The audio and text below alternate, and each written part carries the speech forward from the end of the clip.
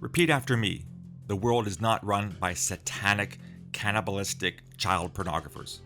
Hi, this is Phil Gurski, President and CEO of Borealis Threat and Risk Consulting in Russell, Ontario, Canada, and you're listening to Quick Hits, podcast about national security and public safety.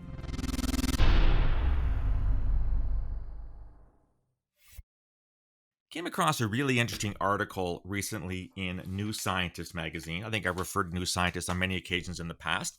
Been reading it for the better part of probably 40, 45 years now. This was in the 9th of October edition of this year, entitled The Mysterious Memory Gap.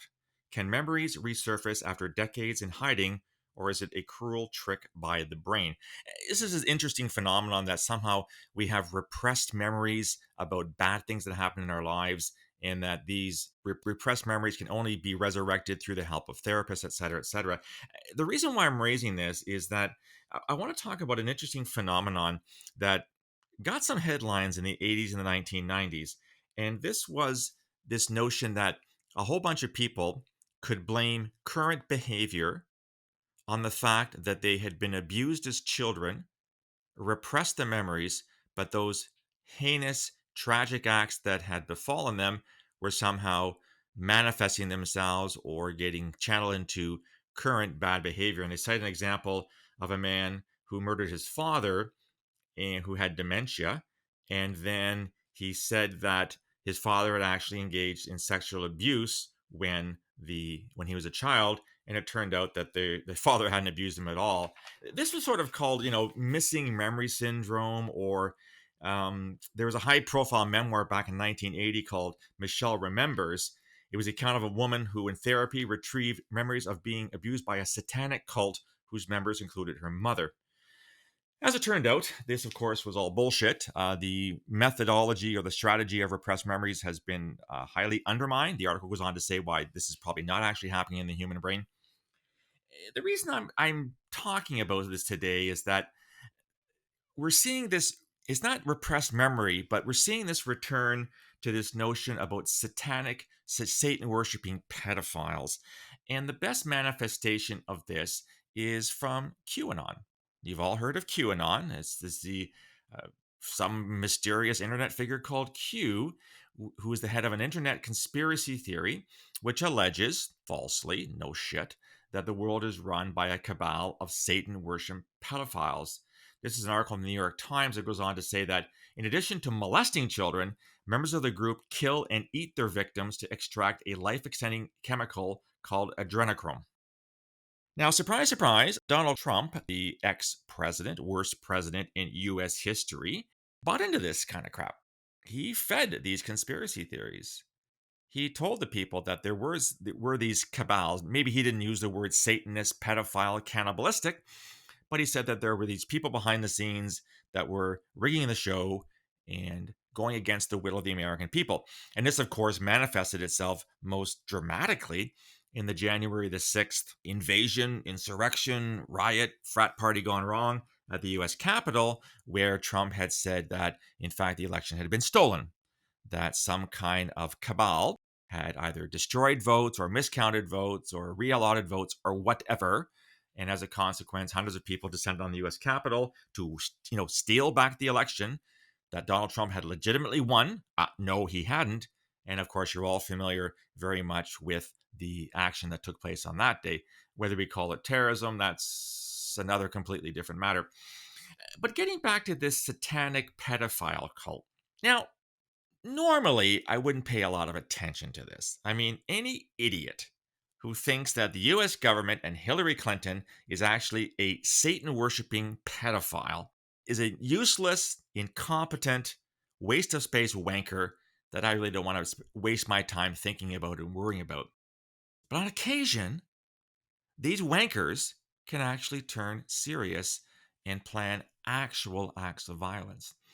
So on December the 4th, 2016, a guy called Edgar Madison Welch from North Carolina walked into a restaurant called the Comet Ping Pong, which is a bizarre kind of name if you think about it, but it's a pizzeria in downtown DC.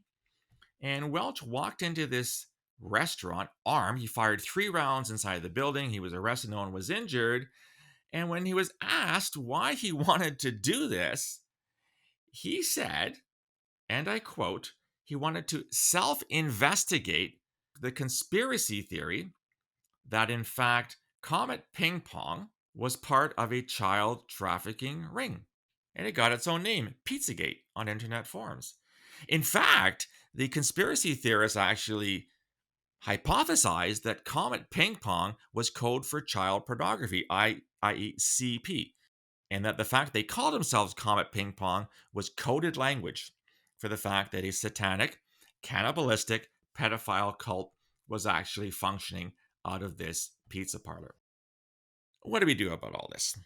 Well, let's start with the positive side.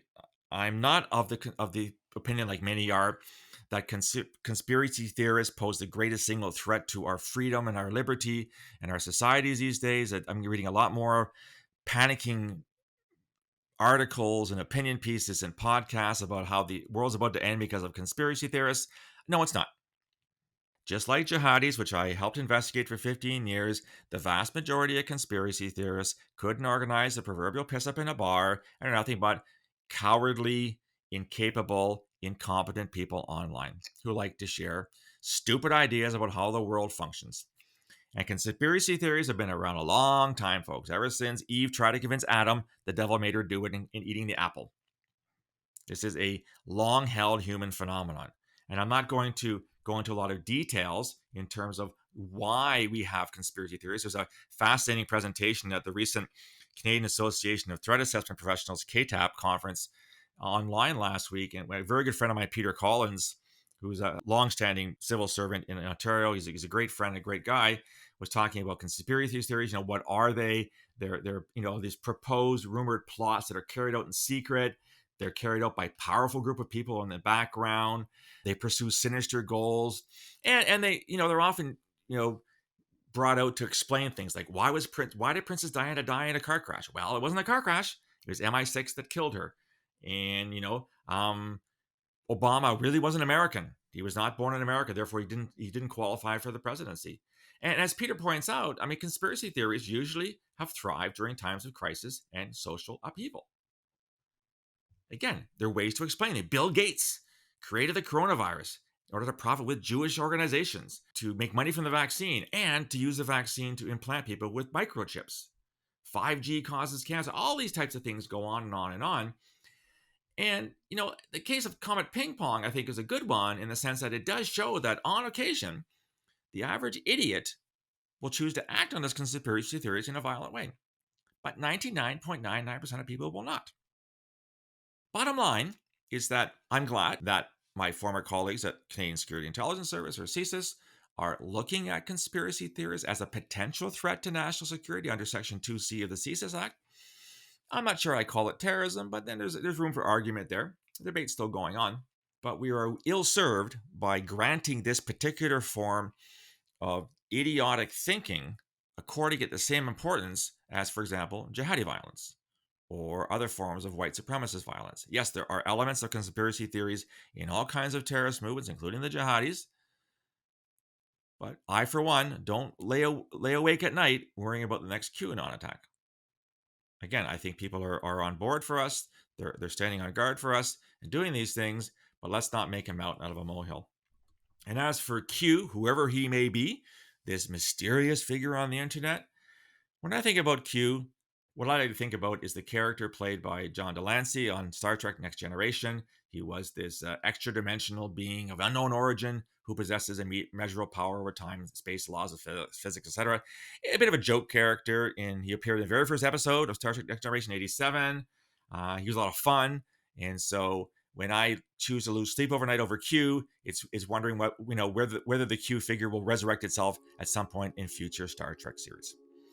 Anyhow, that's what I think about QAnon and conspiracy theories. What do you think? Do you worry about conspiracy theorists from a violent perspective? Should we devote more resources to investigating conspiracy theorists? Where do those resources come from? Love to hear from you. You can reach me on email, borealisrisk@gmail.com, or on Twitter at borealissaves. You can also find me on LinkedIn and on Facebook. If you like the content and want to get more, go to the website, borealisthreatrisk.com, hit the subscribe button. You get a free daily digest of all the blogs, Today in Terrorism, Perspectives, Quick Hits, longer Canadian Intelligence Aid podcasts, etc. free to your inbox every day. There's also a link to my new book, The Peaceable Kingdom, A History of Terrorism in Canada from Confederation to the Present, only available from the website because it's self-published. Love to hear from you. Feedback on this and other material. I'll talk to you again soon. Until then, stay safe.